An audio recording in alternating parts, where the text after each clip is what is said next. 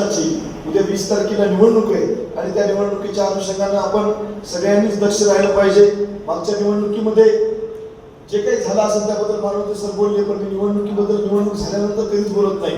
आपल्या सगळ्यांच्या सुखादुःखात मिसळण्याचा प्रयत्न आपण त्या माध्यमातून केला काळे साहेब, आणि जे करत असताना प्रत्येक समाज घटकांना न्याय देण्यासाठी आपण काम केलेले. तुमच्या आमच्या समाजासाठी त्यांनी जगातील टाटा बिर्लाला आणि आमच्या वसमतमधील सामान्य कार्यकर्त्याच्या मताचा अधिकार समान ठेवण्याचं काम केलं. त्या डॉक्टर बाबासाहेब आंबेडकरांचं नाव सभागृहात असेल किंवा आपल्या समाजाविषयीच्या मागण्या सभागृहात असतील, कारण आम्हाला तुम्ही तिथं पाठवल्यानंतर आपण तिथं सभागृहामध्ये बोललं पाहिजे आणि त्यांचे प्रश्न मिटवले पाहिजे.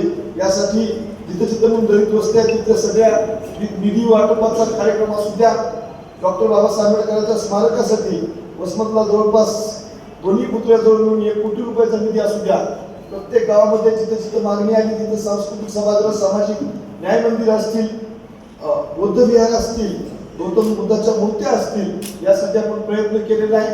जिथे जिथे म्हणून आपण बघत असताना गिरगावला असं आमच्या आत्ता सिद्धेश्वर कॅम्पच्या बाबतीमध्ये संजू भाऊ बोलले, तिथं आमच्या अध्यक्ष गौतम धोनी यांच्या मार्फत आपण सुशोभीकरणाचं काम असेल. आज आपण दिल्लीमध्ये सर्वोच्च न्यायालयामध्ये डॉक्टर बाबासाहेब आंबेडकरांचा पुतळा हा न्यायाधीश चंद्रचूड यांनी बसवलेला आहे. ते बसवण्याचं कारण असं होतं की डॉक्टर बाबासाहेब आंबेडकरांना आपण विश्वरत्न म्हणतो, त्याबरोबर ते कायदे पंडित सुद्धा होते. ते ज्यावेळेस कोर्टामध्ये आर्ग्युमेंट करायचे आता दिसत, तर त्यावेळेस आजूबाजूच्या कोर्टातील सगळे वकील ते आर्ग्युमेंट ऐकायला यायचे. त्यामुळे एवढ्या मोठ्या प्रमाणावर आमच्या बाबासाहेबांचं नाव होतं आणि त्यांचा पुतळा सर्वोच्च न्यायालयामध्ये न्यायाधीश चंद्रचूड साहेबांनी बांधला. तिथं स्मारक तिथं त्यांनी केलं. मग आम्ही तिथं सभागृहामध्ये मागणी केली, न्यायाधीश चंद्रचूड साहेब जर दिल्लीच्या सर्वोच्च न्यायालयामध्ये बाबासाहेबांचा पुतळा बसवतात तर आपल्या सगळ्या न्यायालयामध्ये बाबासाहेबांचा पुतळा असला पाहिजे. यासाठी आपण तिथं सभागृहामध्ये आवाज उठवण्याचं काम केलं. महाराष्ट्रातल्या 10 आमदारांना महाराष्ट्राचं प्रतिनिधी म्हणून लंडन सारख्या देशामध्ये पाठवल्यानंतर मला तुमच्या सगळ्यांच्या मदतीमुळं तिथल्या याचं प्रतिनिधित्व करायला भेटलं. आणि तिथं लंडनमध्ये गेल्यानंतर ज्या ठिकाणी आमच्या बाबासाहेबांना बॅरिस्टर पदवी मिळवून घेतली होती, बॅरिस्टर पदवी मिळवली, त्या कॉलेजला भेट देण्याचा विषय असेल, ते तिथे राहत होते, त्या ठिकाणी जाण्याचा योग असेल.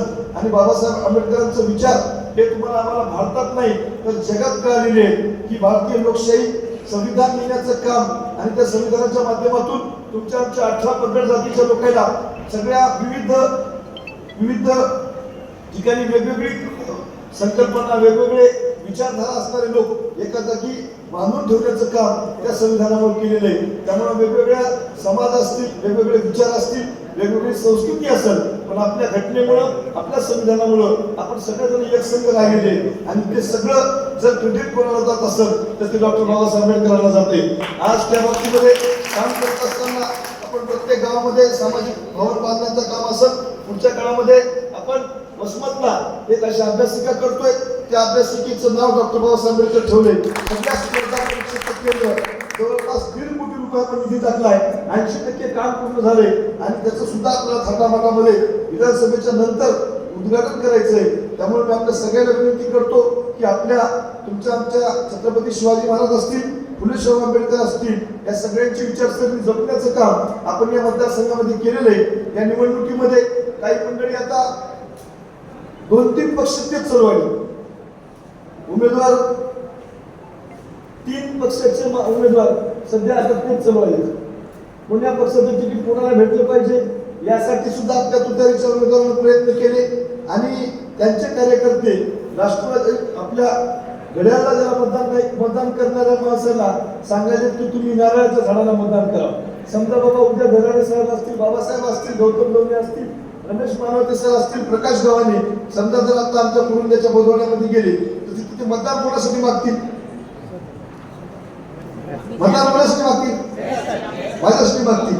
त्यांचे कार्यकर्ते जाऊन मतदान कोणासाठी मागायचे ते बघा. त्याला माहिती की आपल्या तुतारीला मतदान पडणार नाही, मग मतदान आपल्याला न पडण्यासाठी ते म्हणायचे झाडाला मारा किंवा अजून कोणाला मारा. अशा पद्धतीने त्यांचं काम चालू आहे. आपण त्या पद्धतीचे काम करणारे कार्यकर्ते नाहीत. फक्त छत्रपती शिवाजी महाराजांचं, फुले शाहू आंबेडकरांचं नाव घ्यायचं आणि त्यांची विचारधारा सुद्धा त्या बाबतीमध्ये जपायचं काम आपण या 5 वर्षामध्ये केलेलं आहे. त्यामुळे मी आपल्या सगळ्यांना विनंती करतो, या निवडणुकीमध्ये आपण छत्रपती शिवाजी महाराज फुले शाहू आंबेडकरांच्या विचारसरणीनुसार आपण राष्ट्रवादी काँग्रेस पक्षाची साथ धरलेली आहे आणि हा समाज हा पक्ष सगळ्या जाती धर्माच्या लोकांना सोबत घेऊन चालण्याचं काम करतो. मी आपल्या यावेळेस मुद्दाम आपल्या सगळ्या समाजाला विनंती करतो की आपण सगळ्यांनी पुढाकार घ्यावा.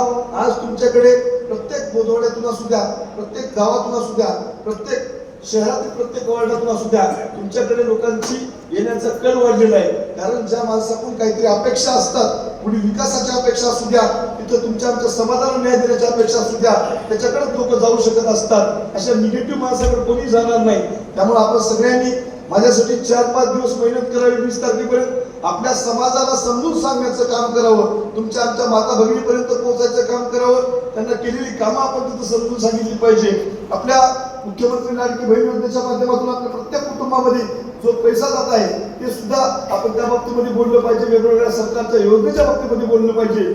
उद्याच्या आपल्या इथल्या स्पर्धा परीक्षेच्या केंद्राच्या बाबतीमध्ये बोललं पाहिजे आणि त्याच्याबरोबर 10 वर्षांच्या त्यांच्या आमदारकीची तुलना केली पाहिजे. हे सगळं सांगून आपण त्या लोकांना कन्व्हिन्स करण्याचं काम करावं आणि येत्या निवडणुकीमध्ये 20 तारखेला तुमच्या आमच्या घड्याळ या निवडणूक निशाणीवर जास्तीत जास्त आपल्या बौद्ध समाजाचा असेल, आपल्या सगळ्या 18 पगड जातीचा असेल, जास्तीत जास्त आपल्या विभागातून मतदान पडलं पाहिजे. यासाठी आपल्या सगळ्या कार्यकर्त्यांनी प्रयत्न करावेत की त्यानंतर 23 तारखेच्या नंतर पुढचे 5 वर्ष तुमच्यासाठी मेहनत करायचं काम माझं राहिलं. आपल्या समाजाचे प्रश्न असतील, आपल्या समाजातील विद्यार्थी असतील, आपल्या समाजातील युवक असतील, त्यांच्या हाताला काम भेटण्यासाठी आपण MIDC प्रपोज केलेली आहे. त्यांच्या विद्यार्थ्यांसाठी शिक्षणासाठी आपण आपल्या इथे डॉक्टर बाबासाहेब आंबेडकर वाचनालय इथे आणलेलं आहे की ज्याच्या माध्यमातून स्पर्धा परीक्षेच्या केंद्रासाठी तुम्हाला कोणत्याही मेट्रो सिटीला जायची गरज नाही, कुठेही तुम्हाला हायर सिटीला जायची गरज नाही, तर त्या सुविधा आपण वसमतला उपलब्ध करून देण्याचं काम करतोय. त्याचबरोबर आपण आपल्या समाजातील महिलांसाठी असतील, तरुणांसाठी असतील, ही सगळ्या योजना राबविणार आहेत. त्यामुळे आपल्या सगळ्यांना कळकळीची विनंती करतो की एका बाजूला धनदांडगे लोक आहेत आणि त्यांच्या माध्यमातून धनदांडगे लोकांनी कारखान्याचे चेअरमन म्हणून तिथं काम करतात. स्वतःच्या लेकरा बाळाला सुद्धा सहकारी कारखाने खाजगी करून त्यांना तिथं देण्याचं काम केलेलं आहे. ज्यावेळेस तुमच्या आमच्या समाजाची वेळ येते त्यावेळेस तुम्ही बघा की कारखान्याच्या बॉडीमध्ये तरी आपल्या माणसाला कुठे त्यांनी स्थान दिले का? आपल्या समाजाचे दिले का? कारण निवडणूक झाली. माझे वडील 25 वर्षापासून काम करतात. मी मागणी केली होती यावेळेस साहेब मला माझ्या वडिलांना संच आपल्या माता भगिनीसाठी जगू शकते अशा उमेदवाराची आपण साथ द्यावी. निश्चित मी पुढचे 5 वर्ष तुमच्यासाठी रात्रंदिवस काम करण्यासाठी तयार आहे. एवढंच या ठिकाणी बोलतो. ज्यांनी हा आमचा कार्यक्रम ठेवला ते आमचे जिल्हाध्यक्ष असतील, तालुका अध्यक्ष